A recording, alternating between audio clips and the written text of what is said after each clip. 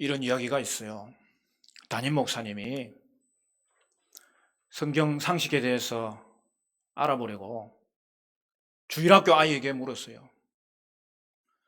얘야, 누가 여리고성을 무너뜨렸니? 그랬더니 그 아이가 심각하게 대답합니다. 목사님, 저는 무너뜨리지 않았습니다. 목사님이 어이가 없어서 주일학교 교사를 불렀어요. 선생님, 아이가 누가 여리고성을 무너뜨렸냐고 물으니까 자기가 무너뜨리지 않았다고 이야기하는데 어찌 된 일입니까? 선생님이 대답합니다. 목사님, 그 아이는 우리 주일학교에서 제일 정직한 아이입니다. 절대 그 아이가 무너뜨리지 않았습니다. 심각한 것을 알게 된 담임 목사님이 당회를 소집해서 장로님들하고 문제를 의논했어요. 한 장로님이 고심 끝에 이야기합니다. 목사님, 이미 무너진 것은 어찌할 수가 없지 않습니까? 교회가 배상해야 되겠습니다. 그러더라고요. 여러분, 풍자를 위해서 지어낸 이야기일 수 있을 것입니다. 그러나 말씀에 대해서 잘 알지 못하는 우리의 삶은 아닌지 돌아보게 하는 거예요. 여러분, 말씀이 기준입니다. 신앙의 기준입니다. 삶의 기준입니다. 인생의 기준입니다. 말씀이 길입니다. 또한 그 길을 비추는 빛이 말씀이고 등불이 말씀입니다. 가끔 보면 말씀에서 벗어나는 분들이 있습니다. 여러분, 아무리 좋은 것이라도 말씀을 통해서 점검해야 됩니다. 세상에는 불가사의한 일도 있습니다. 그러나 항상 조심할 것은 말씀을 넘어가서는 위험해집니다. 말씀을 벗어나면 자신도 죽고 남도 죽이게 됩니다. 그러므로 우리는 사도 바울의 권면을 귀담아 들어야 합니다. 고린도전서 4장 6절은 이렇게 말합니다. 형제들아, 내가 너희를 위하여 이 일에 나와 아볼로를 들어서 본을 보였으니 이는 너희로 하여금 기록된 말씀 밖으로 넘어가지 말라 한 것을 우리에게서 배워 서로 대적하여 교만한 마음을 가지지 말게 하려 함이라.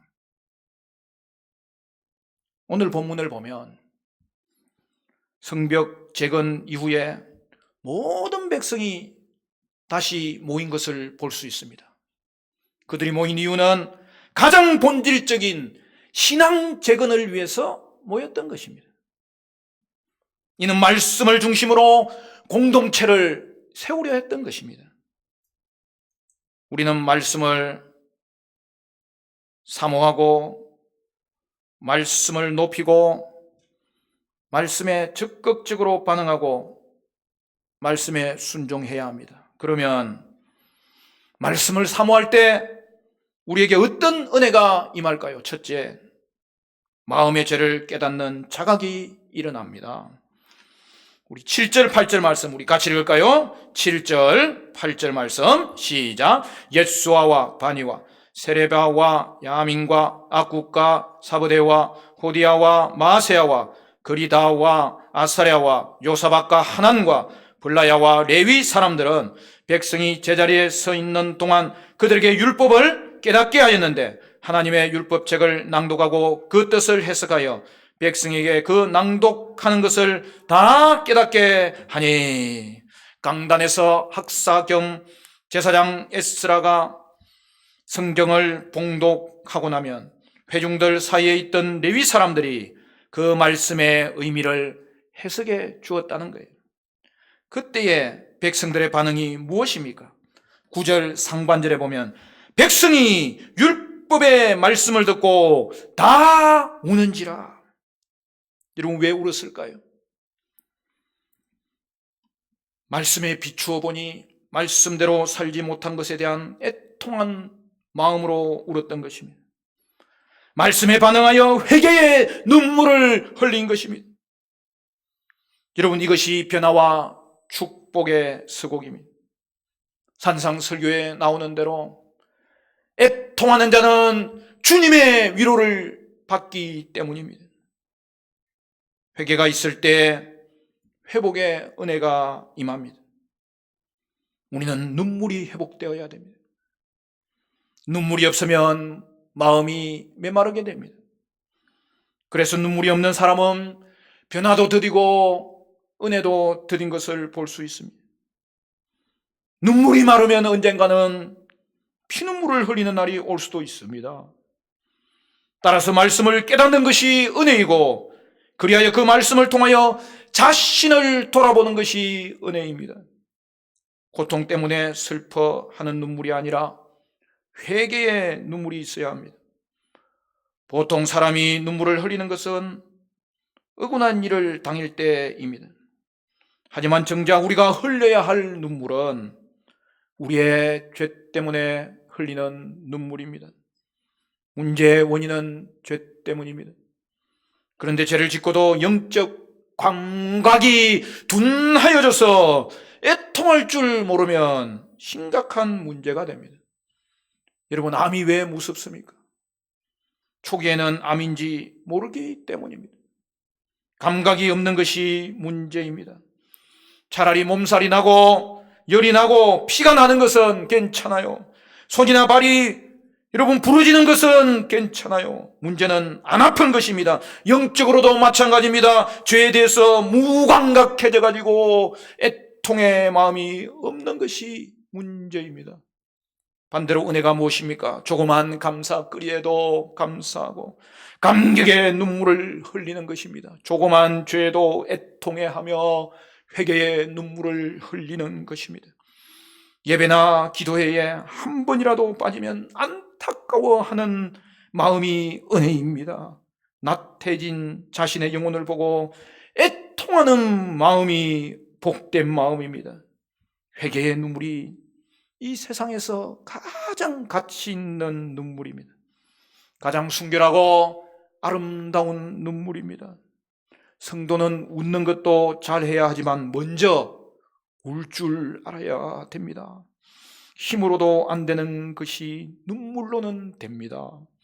눈물의 기도에는 반드시 응답이 있습니다. 눈물 안에 문제를 극복할 수 있는 힘이 내재되어 있습니다. 말씀을 듣고 자신의 죄와 허물을 깨닫고 회개의 눈물을 흘려 마음을 촉촉하게 적실 줄 알아야 됩니다. 말씀을 들을 때마다 마음의 잘못을 깨달을 때 그러한 자각이 일어나는 성공도가 되어야 될 것입니다. 둘째, 구원에 대한 감격이 일어나는 것입니다. 9절 말씀 보면은 백성이 율법의 말씀을 듣고 다 우는지라 총독 느헤미야와 제사장 겸 학사 에스라와 백성을 가르치는 레위 사람들이 모든 백성에게 이르기를 오늘은 너희 하나님 여호와의 성일이니 슬퍼하지 말며 울지 말라 하고, 여러분, 당시 백성들이 말씀을 듣고 회개의 눈물을 흘렸을 때 그 이후 어떤 조치를 취합니까? 느헤미야와 에스더와 레위 사람들이 백성들에게 울지 말라고 하였습니다. 때로는 눈물이 눈물로 그치면 그것은 자기 연민의 눈물이 될 수 있습니다. 눈물을 흘린 다음에는 바로 넘치는 기쁨으로 승화되는 눈물이 진짜 눈물입니다. 우리는 말씀을 듣고 진지해질 필요가 있지만 슬픔으로 끝나버리는 것은 안 됩니다. 구원의 기쁨과 감격이 없는 신앙은 거짓입니다. 신앙생활에서 기쁨을 잃어버리는 것은 가장 중요한 것을 잃어버리는 것입니다. 성도는 고난 중에도 즐거워하는 자요, 그리하여 구원의 삶을 누릴 수 있는 자가 되어야 됩니다. 아이작 와처는 키가 서양 사람으로서는 난장이를 겨우 면할 정도인 150cm에 불과했습니다. 게다가 눈도 작고 피부도 창백한 잿빛 피부를 가지고 있었다고 합니다. 그는 14세 때에 구원의 확신을 얻지 못해 방황하다가 그리스도를 의지하도록 가르침을 받은 이후에는 내가 택한 백성이구나라는 확신을 갖게 되었습니다. 18세가 되던 1662년 어느 주일에 그는 예배 시간에 찬송을 따라 부르지 않았습니다. 그것을 본 그의 아버지가 예배 후에 왜 찬송을 하지 않느냐고 꾸중하였습니다. 그러자 왓츠는 다윗의 찬송 시에는 음악이 없고 운이 맞지 않으므로 이를 한 줄 한 줄 읽는 것은 무의미합니다 라고 대답했습니다. 화가 치밀어 오른 아버지는 네가 만약 다윗보다 더 지혜가 많다면 네가 한번 써보아라 라고 말했습니다. 그는 부친의 도전을 받아들였어 그날 한 찬송시를 써서 내놓았는데 그것이 그의 첫 찬송시요 영국 찬송가의 시초요 시발점이 되었습니다. 그는 그 뒤에 기쁘다 구주 오셨네 등 온갖 주옥 같은 찬송시를 남겼습니다. 그는 자기가 벌레 같은 존재라고 늘 생각했었고 자기를 대신해서 십자가에서 피 흘려 죽으신 예수 그리스도를 체험한 그 은혜와 그 사랑의 감격에서 감동적인 찬송가 143장 웬 말인가 날 위하여를 썼습니다. 저도 회개하고 은혜 받은 이후에 이 찬송을 얼마나 많이 불렀는지 모릅니다. 여러분, 이 찬송이 세밀하게 십자가의 예수님을 고백하도록 이끌어 주었기 때문인데요. 웬 말인가 날 위하여 주 돌아가셨나 이 벌레 같은 날 위해 큰 해 받으셨나 내 지연죄 다 지시고 못 박히셨으니 웬일인가 웬 은행가 그 사랑 크셔라 주 십자가 못 박힐 때 그 해도 빛 잃고 그 밝은 빛 가리워서 캄캄케 되었네 나 십자가 대할 때에 그 일이 고마워 내 얼굴 감히 못 들고 눈물 흘리도다 늘 울어도 눈물로서 못 갚을 줄 알아 몸밖에 드릴 것 없어 이 몸 바칩니다 할렐루야. 여러분,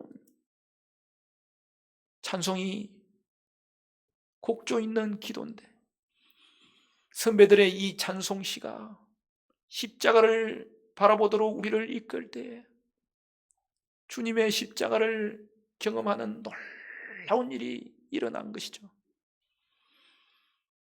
10절 말씀은 우리 같이 읽습니다. 10절 말씀 10절 다 같이 시작 느헤미야가 또 그들에게 이르기를 너희는 가서 살찐 것을 먹고 단 것을 준비하지 못한 자에게는 나누어 주라 이날은 우리 주의 성일이니 근심하지 말라 여호와로 인하여 기뻐하는 것이 너희의 힘이니라 하고 여러분 느헤미야는 우는 백성에게 더 이상 울지 말라고 합니다.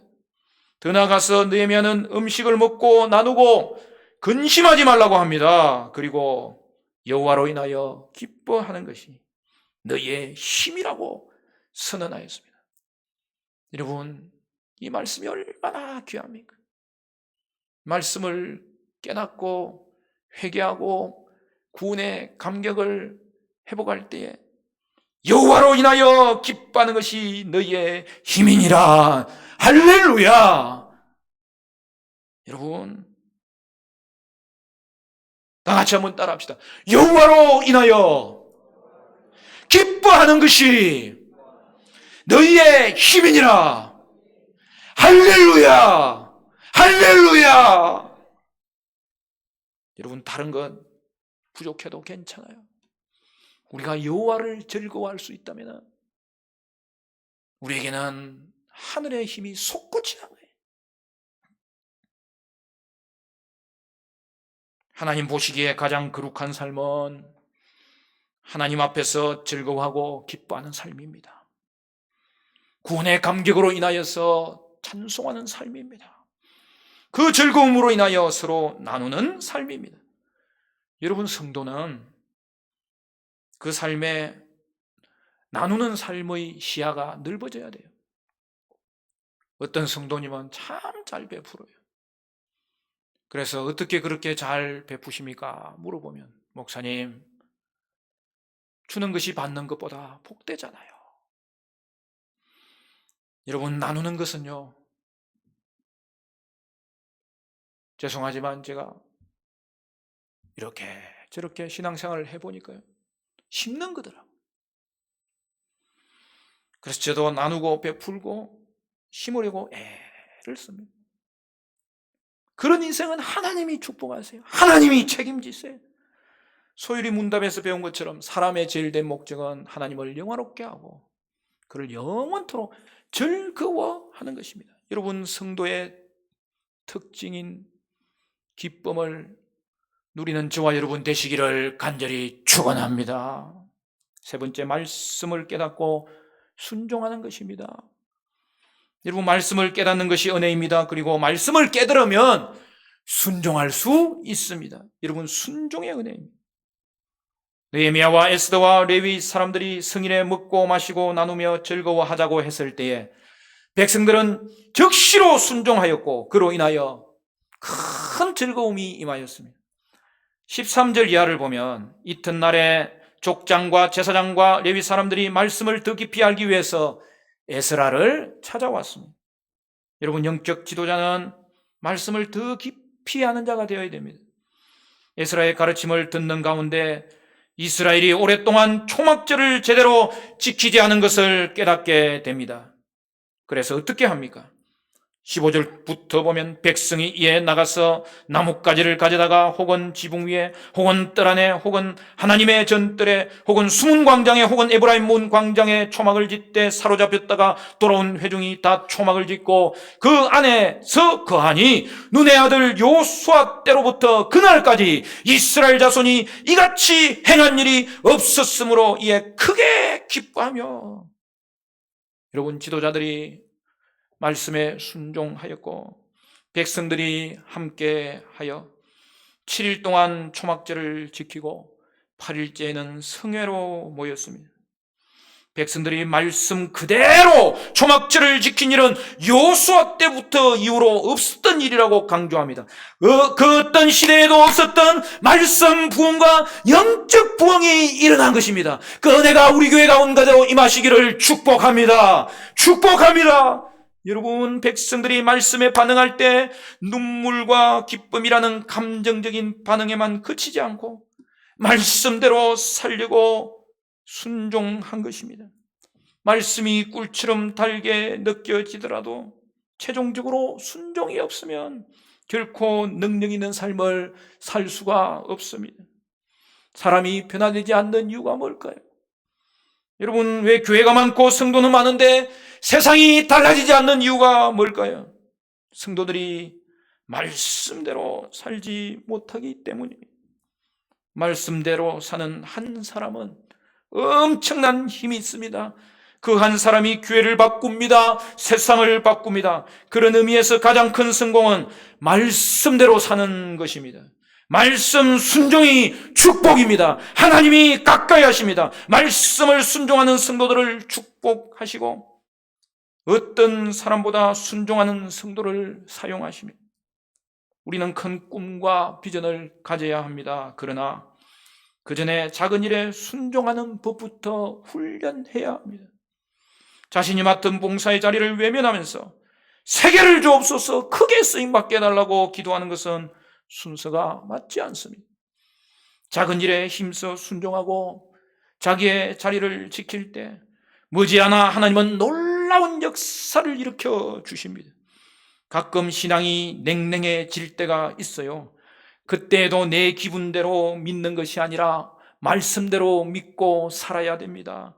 하나님은 말씀을 간절히 사모할 때, 다시 말씀을 깨닫게 하시고 말씀을 순종할 때 하나님은 풍성한 은혜를 주시고 그 인생을 하나님은 책임져 주십니다. 유명한 전도자 요한 웨슬레 목사님이 그 집에 청년 강도가 한 번은 들었습니다. 웨슬레는 자기 지갑에 있던 돈을 모두 끄집어내서 그에게 주며 형제여 이렇게 합시다. 이것을 당신이 강제로 빼앗은 것이 아니라 내가 당신에게 선물로 준 것으로 합시다 라고 말했다고 합니다. 그것이 무슨 차이란 말이오? 라고 대꾸하며 돈을 받아들고 돌아서서 집을 나가는 강도를 요한 웨슬레는 다시 불렀습니다. 잠깐만요. 내가 당신에게 줄 선물이 하나 더 있어. 이 책을 가져가시오. 강도는 황급하게 그 책을 낚아채고 집을 나섰습니다. 그 책은 웨슬리가 귀한 손님들에게 전달할 용도로 준비된 잘 포장된 성경이었습니다. 수년 후 어느 집회에서 웨슬리는 그 사람을 다시 만났습니다. 얼굴을 잘 기억하지 못하는 웨슬레에게 이 청년은 이렇게 말했다고 합니다. 여러 해 전 목사님의 집을 방문해서 선물을 받았던 사람입니다. 그때 돈과 함께 또 다른 선물 성경을 주셨는데 그것을 읽고 저는 회개하고 예수 믿고 변화되었습니다. 저도 오늘 목사님을 위해 선물을 준비했습니다. 이것은 제가 그때 받았던 돈의 갑절입니다. 이 돈을 하나님의 말씀을 전하는 데 써주시고 저를 목사님의 동역자로 받아주십시오. 사랑하는 성도 여러분, 이것이 말씀의 능력입니다. 이것이 말씀의 은혜입니다. 사랑하는 성도 여러분, 말씀 중심의 삶을 삶으로 이 땅에서도 천국을 경험하는 삶이 되시기를 바라고, 말씀을 듣고 애통함으로 반응하고 애통 후에는 기쁨으로 회복되고 무엇보다도 말씀에 순종으로 반응하여서 말씀의 은혜가 충만한 저와 여러분 되시기를 주님의 이름으로 간절히 축원합니다.